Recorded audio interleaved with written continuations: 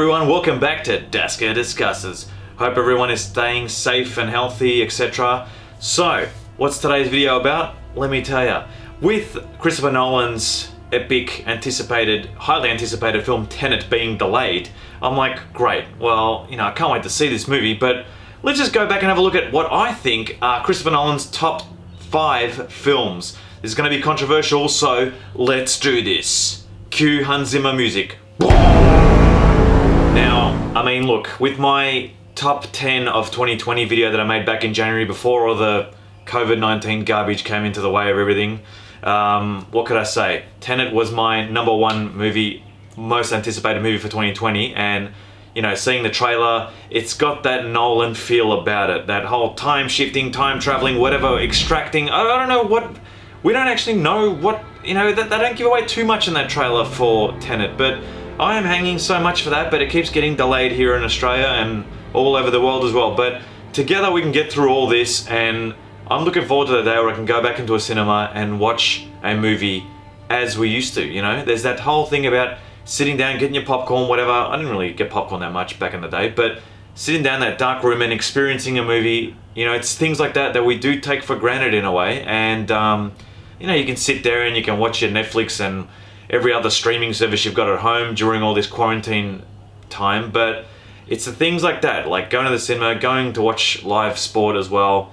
Let's just get through this. But for now, I'm going to look at the top 5 Christopher Nolan movies that I believe are, well, they're my top 5. So let's do this at number 5. Now at number 5, well, look, I'm going to put something that part of the Batman trilogy of Christopher Nolan's, trilogy that he's got. And this one, I guess, there is movies that are going to miss out in this top 5 list, but I'm going to put number 5 as The Dark Knight Rises. Now, I know that Batman himself he's actually in costume for 14 or 15 minutes of the film. Yeah, I get that, but there's something about The Dark Knight Rises that just screams to me in terms of the end of a trilogy. Even though the time when I saw it, I'm like, oh, I can't believe they ended it. Spoilers if you haven't seen it. Can't believe they ended it like that. Like, he gets into his Batwing, or whatever he wanted to call it, and then flies off, and then we don't know whether or not, the autopilot, did he eject, did he get out, and then Alfred sees him in that restaurant, and is it like kind of a vision, kind of like what they do in Inception in a way? Who cares about all that? Who cares about how it ended? Let's look at the actual film itself. Bane, Tom Hardy's an actual epic arch nemesis, not as good as Heath Ledger in The Joker, but I think Christian Bale, Alfred, Michael Caine, they all bring something to the role. Even Anne Hathaway as Catwoman, it all kind of gels well together. There's some really good action sequences as well. The chase scene of all the cops chasing Batman through the tunnels and then down the actual main street of Gotham. It's epic. It reminds me of GTA, 5 stars. And then he gets away with his Batwing. There's some epic scenes. Now, the problem is that there's probably not enough of that, and throughout the middle of the film, because Bane breaks his back, then he gets stuck in that prison, he has to climb the wall, and there's some real good symbolism to that about the fish pasta, but it's not really fish pasta. It's about climbing and overcoming something. And then I remember the whole thinking about when he got stuck in that hole in Batman Begins as well, and he had to climb out, or how would he get out? So there's that as well. Bane does a really good job, and let's not forget I've made my impressions video, which I'll link later on, to the Dark Knight trilogy.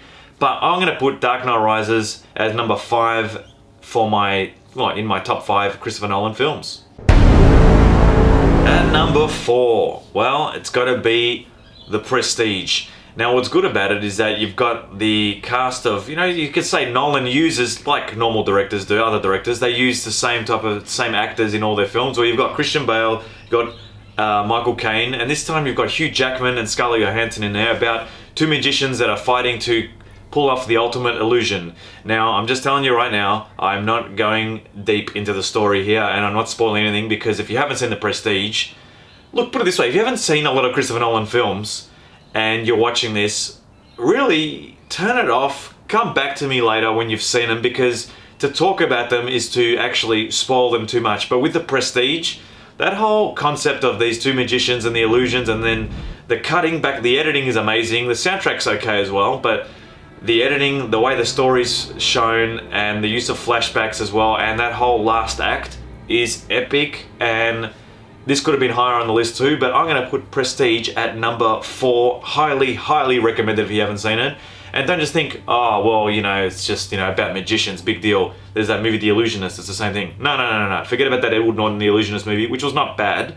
This one is completely different and a lot better. Prestige, number 4, could have been higher.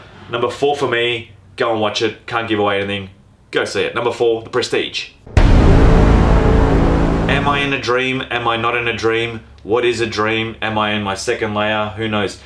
Well, yeah, I'm talking about Inception, starring Leonardo DiCaprio, Joseph Gordon-Levitt is his name? Joseph? Can't remember. Again with Tom Hardy. This was before, you know, obviously Dark Knight Rises. Michael Caine's in it. And what's that girl from Juno's name? I can't remember her name. And the other guy who plays Scarecrow in Batman Begins too. The whole concept of this movie about, you know, not espionage, but it's kind of like a heist movie, but within the dreamscape. So it's like you want to steal something from someone's memory, or you want to implant, you know, inception something into someone's brain, going into someone's mind while they're asleep and planting a seed for some sort of idea. Yeah, it's mind-blowing, and it's one of the films that I highly recommend my students watch when they get into the whole, because, you know, teaching the Dark Knight as well. But in terms of Inception, storyline, editing, soundtrack by Hans Zimmer's mind-blowing.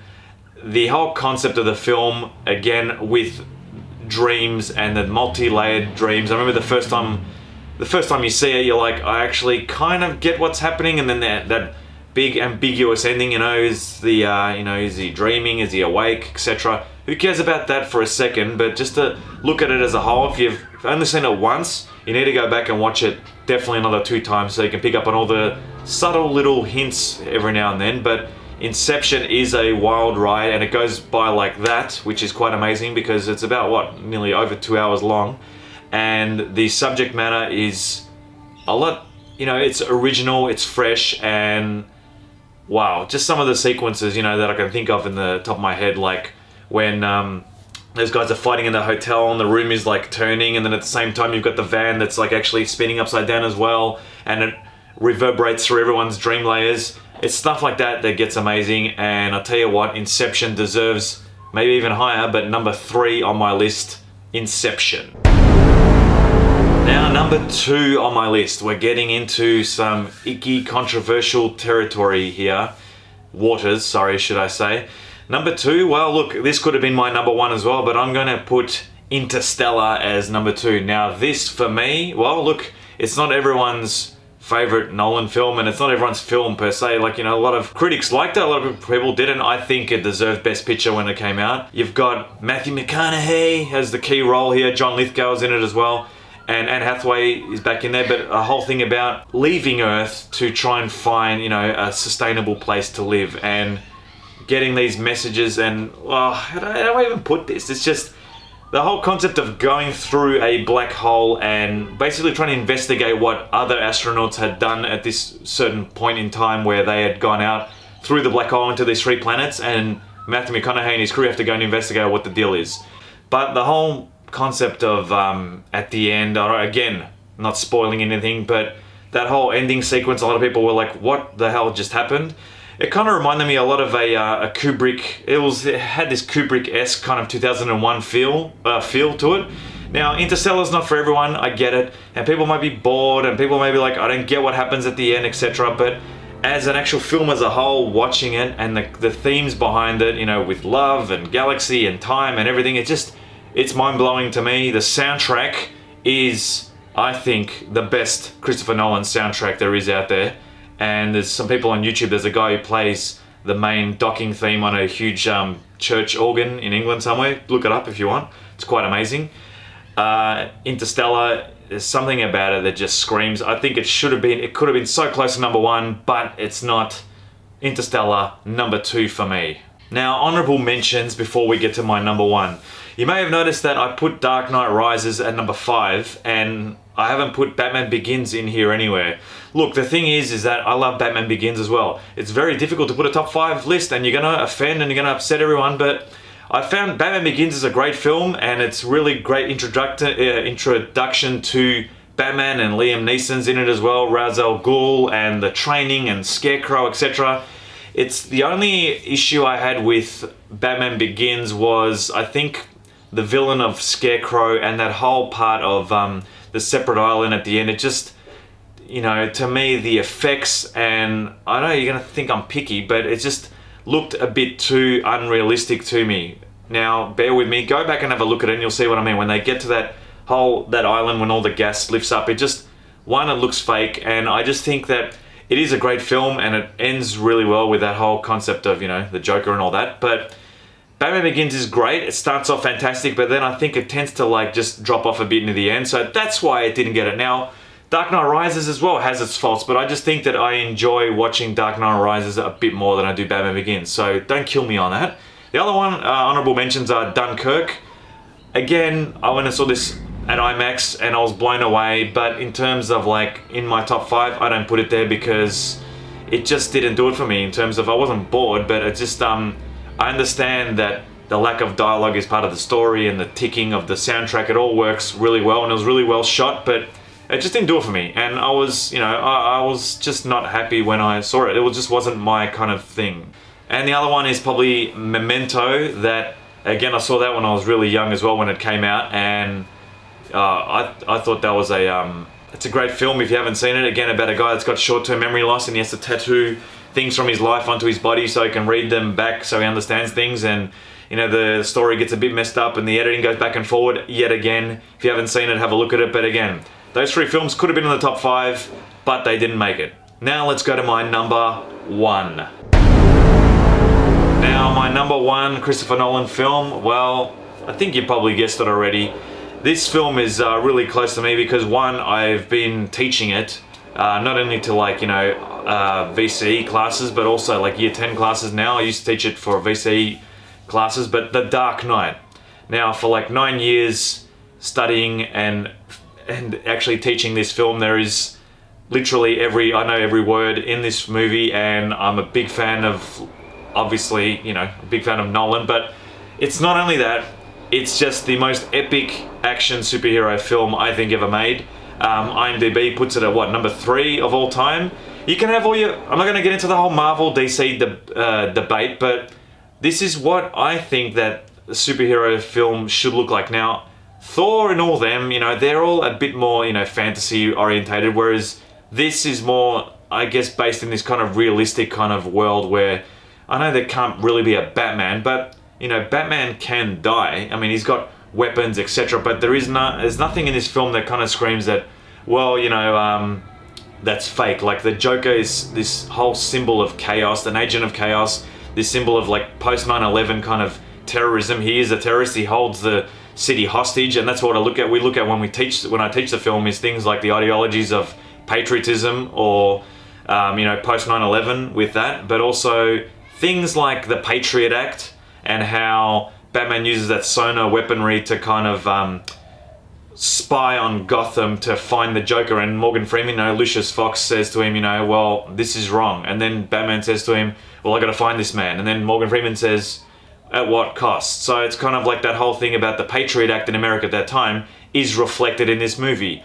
It's not only that, it's also the whole thing of, it's just epic. You got Harvey Dent, you got Christian Bale, who, Batman, Bruce Wayne, who doesn't want to kind of put on the mask to be Batman. He wants Harvey Dent to be the White Knight of Gotham, which he is, But then, the Joker, Heath Ledger's performance is just mind-blowing. We all know, he won the Oscar as well, and may he rest in peace. But, it's a performance like that. It's a storyline like what we've got in The Dark Knight. It's the way the story is told, the editing, the way it just flows. It is an awesome film, a 10 out of 10 film. The only gripe I had with it, and I've told this to my students as well, is probably about, there's 2 specific scenes. One, the extraction of Lau.